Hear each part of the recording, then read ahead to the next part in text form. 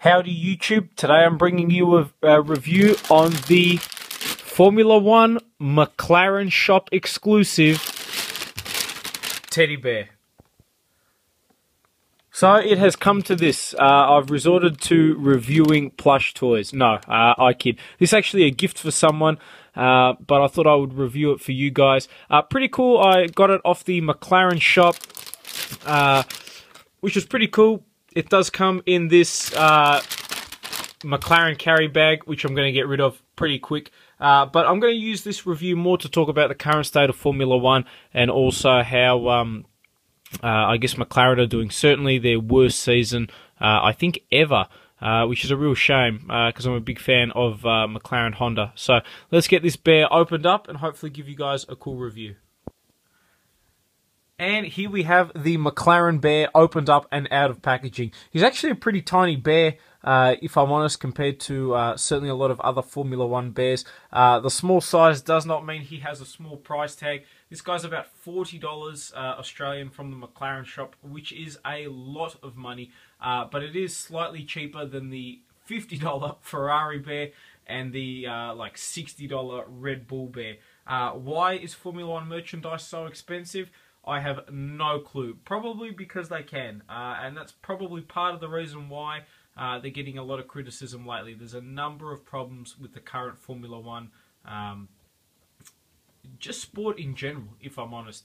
I think the main focus at the moment is on making the cars the most, aerodynamically efficient, the most environmentally efficient, all this sort of stuff. That really I don't think a lot of people care about. The true Formula 1 fans are interested in the pinnacle of motor racing, which means, yes, you're going to have the pinnacle of technology, but for me, it should be about the best drivers battling it out. You shouldn't have situations where there is virtually no overtaking, and it's really a two-horse race between the two Mercedes drivers. And don't get me wrong, I'm a big Mercedes fan. I'm actually a big Lewis Hamilton fan. So in one way it's good, but it just makes for some really, really boring races lately, which is a real shame. A real shame.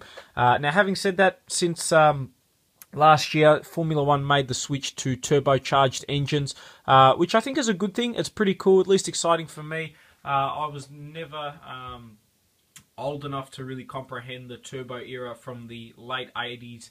And I think the very, very start of the 90s, Honda were the last ones to get rid of the turbo motor. I think in 89 or 90, from memory. So it was really exciting for me to see Honda return to the sport. It adds another manufacturer along with Renault, Mercedes and Ferrari, of course, which is really good for the sport. However, for those who are watching Formula 1, you'll know that McLaren are yet to finish a race this season, which is horrible, especially considering last year was their worst season ever, but they still managed that fluke podium with Jenson Button and Kevin Magnussen coming second and third at the Melbourne Grand Prix at the start of last year.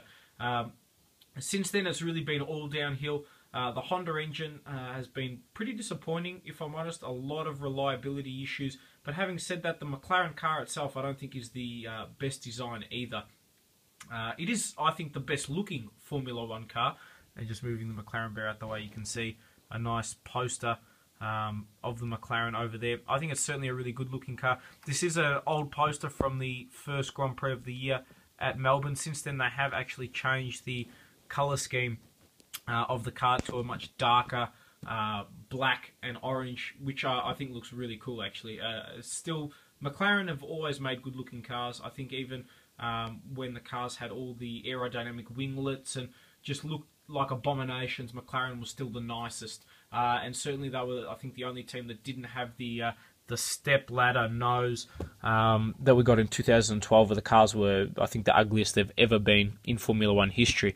But still, for me, this year, I'm really excited with McLaren. The main reason for that is that Fernando Alonso is partnering Jenson Button. I think he is arguably the best driver on the grid, along with Lewis Hamilton.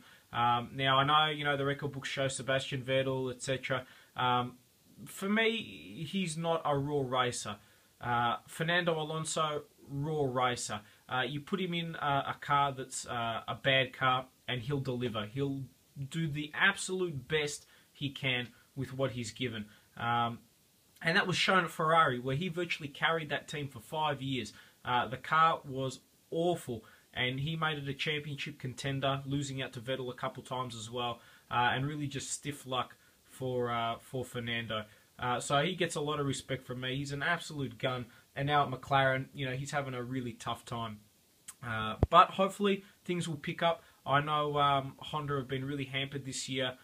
For those who don't follow Formula One, the engine rules and the restrictions, which I think are partly the reason for why Formula One is so boring. They're trying to be very environmentally friendly, which, yes, it's a good thing, but I just want to see racing, and I want to see good racing at that. And when you've got, for argument's sake, a new engine manufacturer like Honda, you want to try and look after them. You want to try and provide an incentive for people to enter. So this year, all the other teams that were turbo-engined last year get 25 tokens to develop their engine. Honda are a new manufacturer, and they only get 9 tokens. So already they're at a big disadvantage because they can't develop their engine as much. And as it stands now, they're about 35 kilometres slower, which is about on par with Renault, who are powering Red Bull. And they've stayed stagnant. So I'm not going to go into a big rant on Renault because they're upsetting me at the moment, especially with the Aussie Dan Ricciardo, who's a great racer and is really being hampered. So hopefully Honda can fix that. But they're at a big disadvantage because this season they can't develop their engine enough, especially considering the other teams have over double the amount of development tokens to use. So it already places McLaren at a disadvantage. But hopefully at least next year they'll get the 25. They'll be able to move forward. Having said that, let's take a look at the McLaren Bear. It's actually a pretty cute looking bear. I like it. I think it's pretty solid. Nice McLaren team shirt there. Obviously you see the Honda badge, Mobile One, McLaren. It's also one of the years, this year and last year, where McLaren have had a real lack of big name sponsors. Tag Heuer have been with them forever. KPMG, I think, is a new one. Siegfriedo, awesome. They used to sponsor the Ayrton Senna, Rothmans, Williams, which I was always a big fan of. Pirelli, of course, and then SAP. But you look at the actual car, which hopefully you can see in the back there, there's no title sponsors. Mobile One have been with McLaren for ages, and they're not a title sponsor. Same with Tag, same with SAP. Pirelli obviously are the tyre sponsor for everybody. So it's a real shame. It's a real shame. It's definitely dark times for McLaren. Hopefully they can turn things around. They've got a very experienced driver lineup. I think the most experienced at the moment with Jenson Button, who I've never been a really big fan of, but I'm certainly going for him this year just to elevate McLaren a little bit. Obviously, a world champion with Brawn, which I think really Honda should be very disappointed about. They built this amazing car and then sold it to Ross Brawn for $1, who ended up getting 3 Mercedes engines and won the championship. Had Honda stayed in it for one more year, they would have won a world title and numerous races, pole positions, etc. So I think that's very, very stiff luck and poor management decisions, to be honest. But I think it's really cool. Jenson Button really looked like his last season was last year.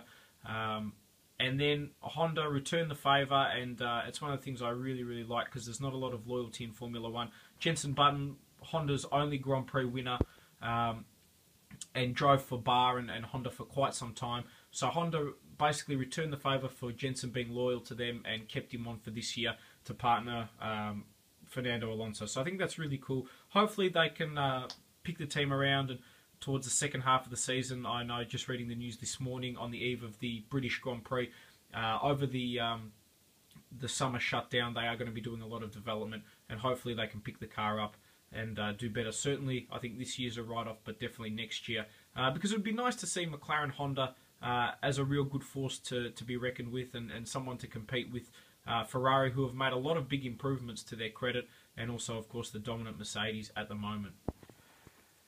Now, just for comparison, I have got the McLaren Bear next to a Ferrari Bear. The Ferrari Bear is $10 more expensive, and I guess that's why you get that extra 10 centimeters in height.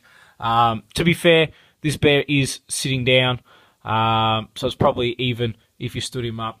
But, you know, really, Formula One merchandise is pretty overpriced. It didn't bother me too much because this was a gift, as I said before, but you're not going to be buying too many of these, that's for sure.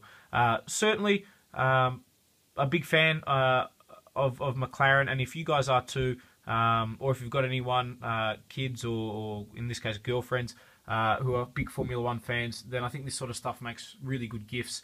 Hopefully you guys have enjoyed this review on the 2015 McLaren Honda Shop exclusive, their Formula One teddy bear.